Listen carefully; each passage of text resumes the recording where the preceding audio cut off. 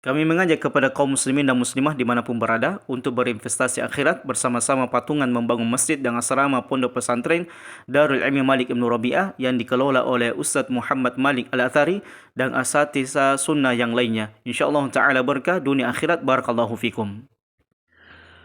Bismillahirrahmanirrahim. Assalamualaikum warahmatullahi wabarakatuh. Alhamdulillah hamdan katsiran tayyiban mubarakan fika man yuhibbuna wa yarda.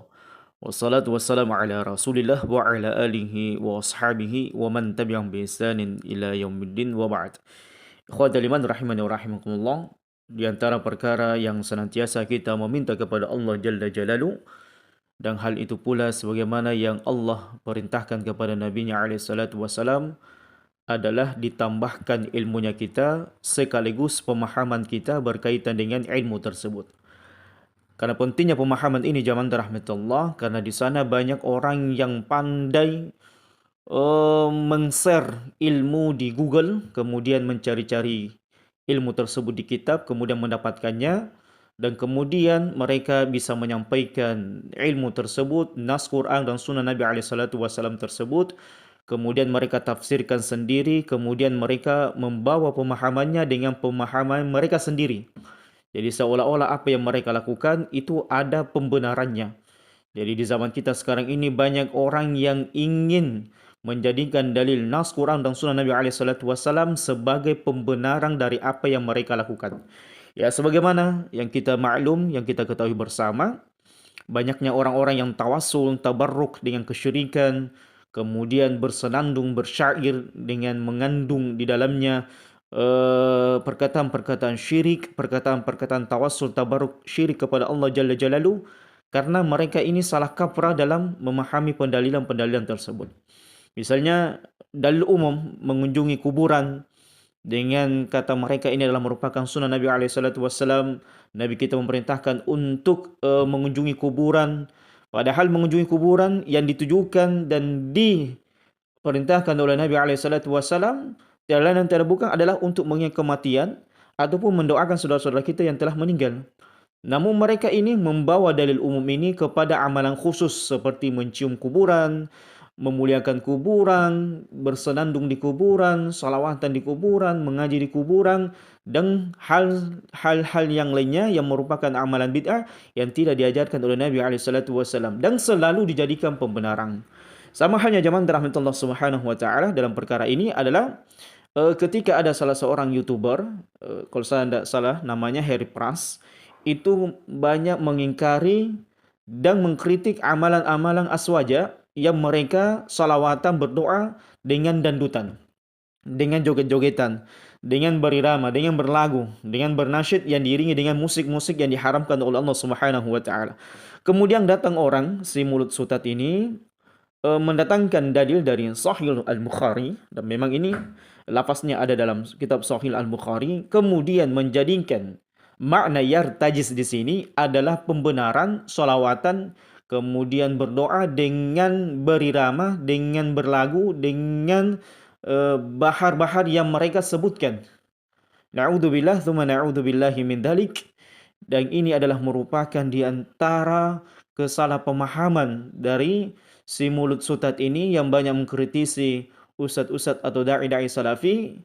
Padahal ya sebelumnya saya sudah mengkoreksi daripada bacaan kitabnya yang belepotan, yang banyak salah, yang kemudian semua bahasa Arabnya ini qalqalah, ya, mulutnya berkumur-kumur. Dan inilah pentingnya dahulu sebelum kita ini diustadkan atau disutatkan, tolong belajar makharijil huruf dulu.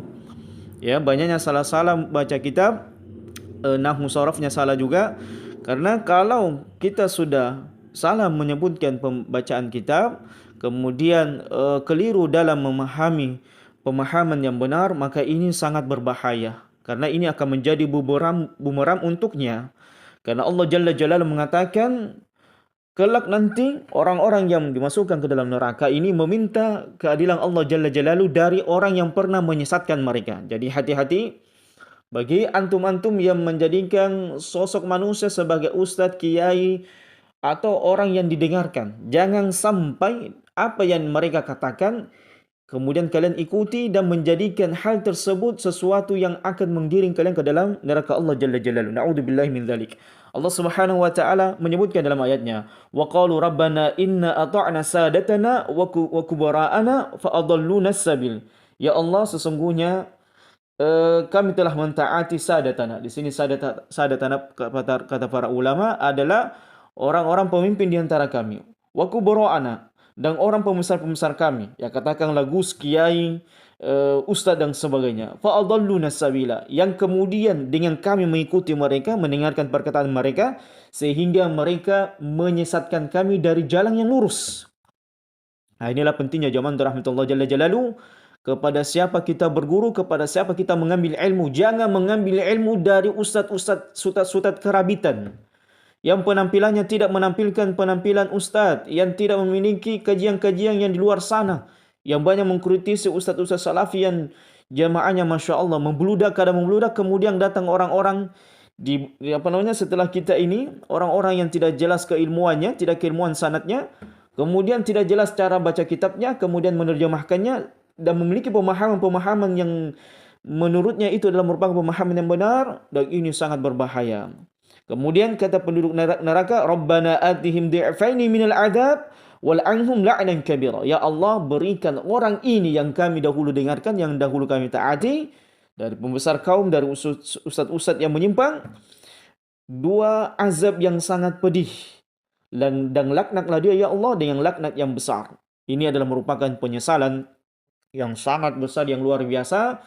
Nanti pada hari kiamat, orang-orang yang tadinya di dunia mengikuti pemahaman-pemahaman rusak dari ustaz-ustaz yang menyimpang.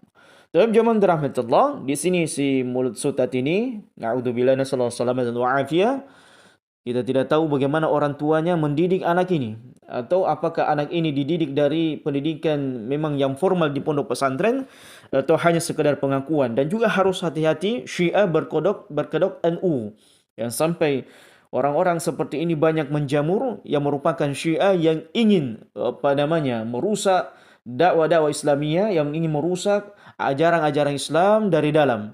Ya, seolah-olah mereka tanpa mereka ustaz, padahal mereka ini sutat.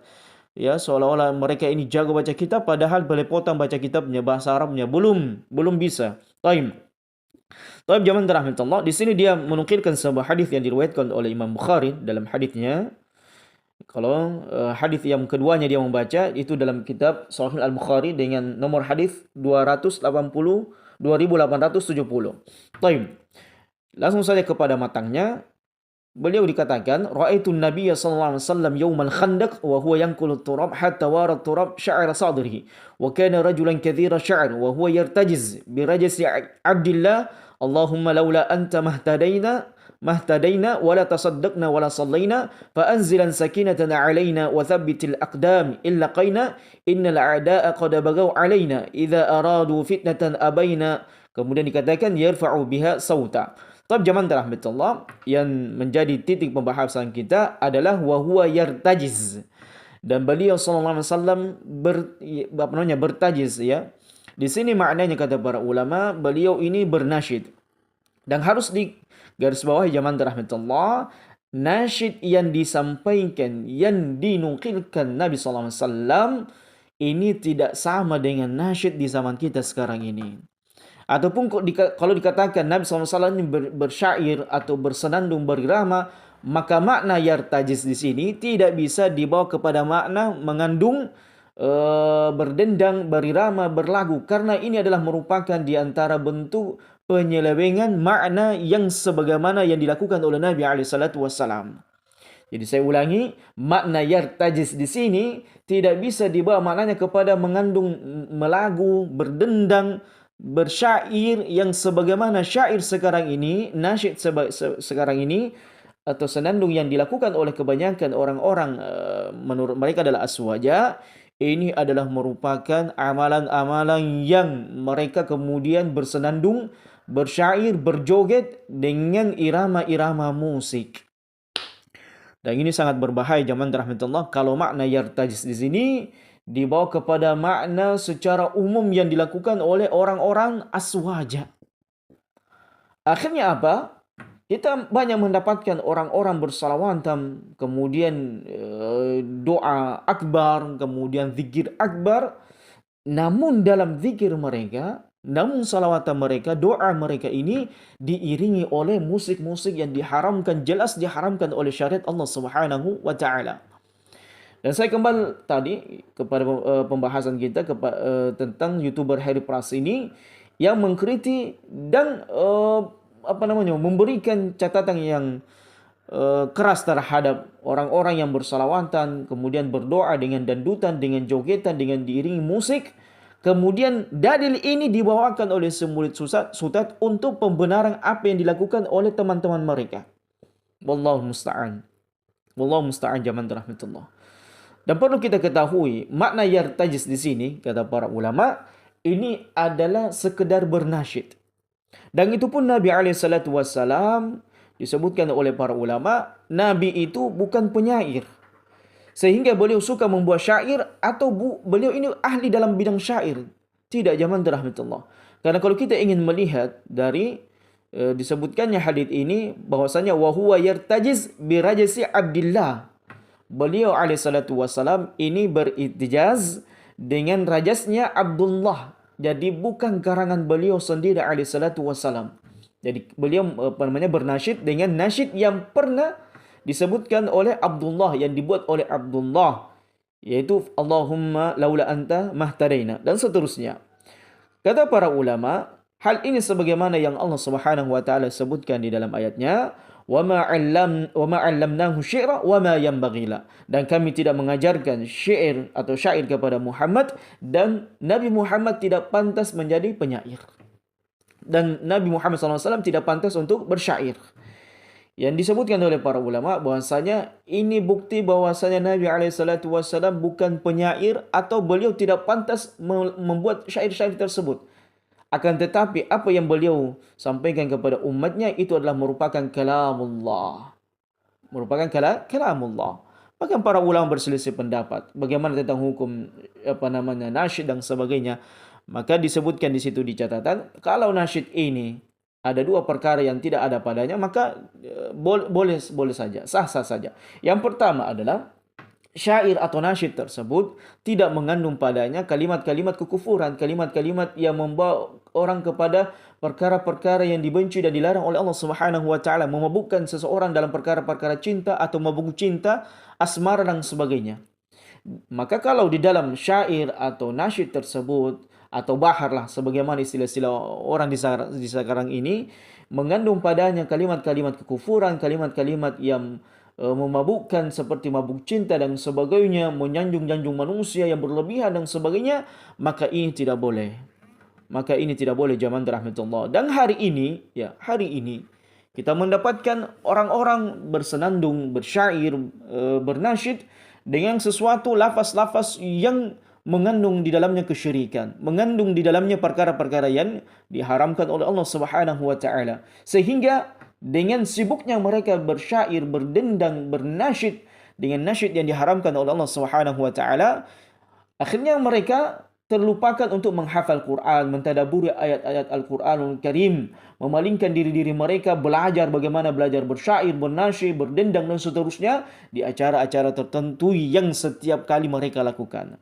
Kemudian yang kedua, zaman rahmatullah, syair dan nasyid di sini yang tidak diperbolehkan oleh para ulama, dan ini juga merupakan bantahan atau kritikan terhadap orang-orang yang selama ini bersalawatan, kemudian berdoa dengan dandutan, dengan berirama, dengan berdendang, adalah dengan mengiringi suara musik.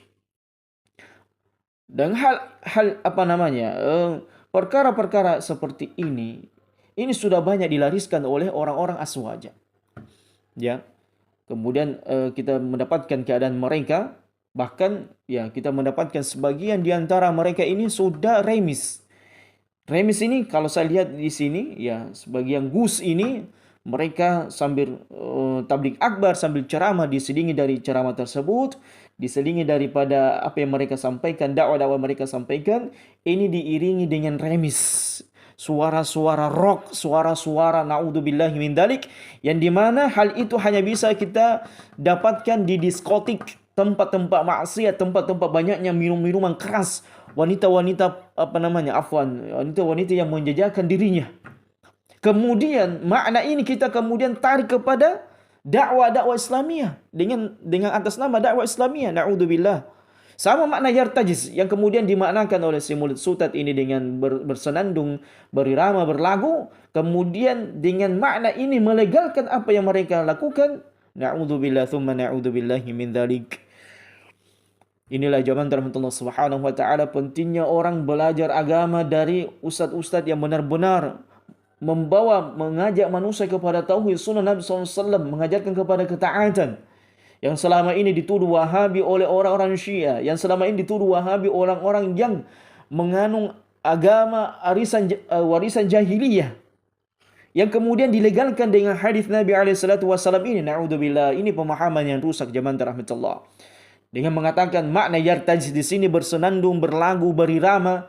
Dari mana makna tersebut? Dan tidak ada pemahaman para ulama yang berkaitan dengan makna yartaj di sini mengandung makna bersenandung, berlagu, berirama. Adapun kalau makna yartaj kita secara lugawiyah itu adalah bernasyid, dan nasyidnya berbentuk seperti apa dulu? Kalau dia berbentuk dengan berirama, bersenandung seperti apa namanya, kuik ya, kalau tidak saya salah. Ada satu lagi nih yang alamat. Naudzubillah. Dan itu sampai sekarang menjadi tren populer mereka ketika mereka berzikir mengatakan kuik. Allahu Akbar. Kan ini rusak zaman rahmatullah. Jadi kalau makna daripada makna-makna yang ada dari Quran dan Sunnah Nabi SAW, kemudian dari hadis Nabi SAW, dari ayat Quran dan Sunnah Nabi SAW ini ditranslatekan, diterjemahkan, diaplikasikan dengan makna-makna mereka yang inginkan, dengan aplikasi-aplikasi yang mereka inginkan, maka rusak agama ini. Maka kita akan mendapatkan ya orang di masjid itu tidak lagi salawatan dan tidak lagi berdoa dengan doa yang sebagaimana mestinya, yang sebagaimana adabnya, etikanya, akhlaknya. Tetapi kita akan mendapatkan orang sudah kuik dengan alamat-alamat itu, naudzubillah, di dalam masjid Allah Subhanahu wa taala. Dan itu kita sudah dapatkan di videonya bagaimana mereka ini sudah, wallahu musta'an. Tidaklah mereka ini mengambil pelajaran dari apa yang disampaikan oleh Nabi alaihi salatu wasallam. Dan lihat para sahabat ridwanullah jami'an. Setelah Nabi SAW meninggal, ya, tidak ada satupun di antara mereka kemudian melakukan hal-hal yang gila majnun seperti apa yang mereka lakukan. Dengan kemudian mengatakan, kan dalilnya ada. Nabi SAW itu bersenandung, berirama, berlagu. Na'udzubillah, makna yartajis di sini tidak bisa ditarik kepada makna yang ente inginkan, yang ente kemudian menjadi pembenaran dengan apa yang kalian lakukan, bersenandung, bersalawatan, berdoa dengan joget-jogetan, dengan kemudian mengiringi syair tersebut, nasyid tersebut dengan suara-suara wanita yang mendayu-dayu, dengan suara wanita yang menimbulkan hasrat, ditambah lagi dengan nyanyian, ditambah lagi dengan jogetan. Wallahu musta'an. Kita berlindung kepada Allah Subhanahu wa taala dari pembenaran sesat dan menyesatkan, dari perkataan yang disebutkan oleh Nabi sallallahu alaihi wasallam, ruwaibidah, orang-orang yang bodoh, yang tidak memahami agama, namun mereka pandai berbicara masalah umat. Dan ini banyak sekarang di zaman kita sekarang ini.